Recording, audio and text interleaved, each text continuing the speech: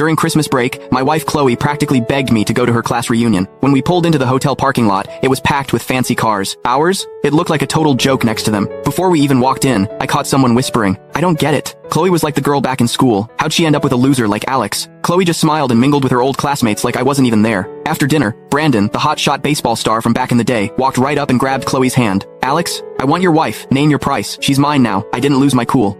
I just laughed. "You two might want to think twice. Divorcing me is gonna cost you way more than you think." Honestly, I wouldn't have come to this stupid reunion if Chloe hadn't kept bugging me about it. We've been together for years, so I figured I'd take a day off and show up. But I never expected someone to hit on my wife right in front of me at dinner. What really got me? Chloe was totally into it. "Long time no see. Your negotiating skills have gotten better," Brandon said, leaning back and twirling his car keys. "Consider the money a thank you for babysitting Chloe all these years. You think you can threaten me with jail? Do you even know who I am?" Before I could say anything, Chloe snuggled up to Brandon. She was wearing this bright red dress, makeup perfect, but now she was draped all over another guy, acting all helpless. "Alex, just take the money. It's better for everyone." I smirked watching them cuddle up. "So you two planned this whole thing, huh?" Chloe had been calling me non-stop lately, pushing me to come to this reunion. Now it made sense. She teamed up with the school's golden boy to pressure me into a divorce in front of everyone. No wonder she'd been so distant since we got married. She had someone else on her mind the whole time. The second I said that, Chloe's face changed. "What are you talking about? Brandon and I are in love. If he hadn't been forced to study abroad, we would have been together years ago." I was floored. Everyone knew Brandon dumped her back then. Now suddenly, it's some tragic love story? I didn't know how they reconnected, but right now, Chloe was still legally my wife. I was pissed. No way, I was just gonna swallow this. "Chloe, do you have any idea what kind of mess you're getting into? Breaking your vows and forcing a divorce?" I looked her straight in the eyes, but she couldn't look back. Brandon pulled her closer, playing the hero. "Cut the crap. You're just mad because you think the money's not enough. Name your price. I've got plenty." Looking at this cocky rich kid, I felt like I was watching a bad comedy. "Heads up, Brandon. If Chloe goes through with this divorce today, you're both in deep trouble." Before I could finish, Chloe snapped, "Stop trying to scare us. What can you possibly do? We barely see each other since we got married. Who knows what you've been up to? Honestly, if you hadn't chased me back then, you wouldn't be getting a dime. If it weren't for my situation, I would have slapped her." Everyone started laughing. "See? Told you. Your worth determines the woman you get. A nobody like Alex with no connections was always gonna lose his wife, right? Look how he's dressed." And he still showed up. Brandon's got money, power, and family connections. Alex doesn't stand a chance. They were all kissing up to Brandon. Not one person had my back. To them, I was just entertainment. These friends, this reunion. Total waste of time. I ignored all the trash talk and got up to leave. But before I could stand, a hand slammed down on my shoulder. "Where do you think you're going? Did I say you could leave?" Brandon grinned at me like I was nothing. "Alex, you've got two choices. Take the money and sign the papers,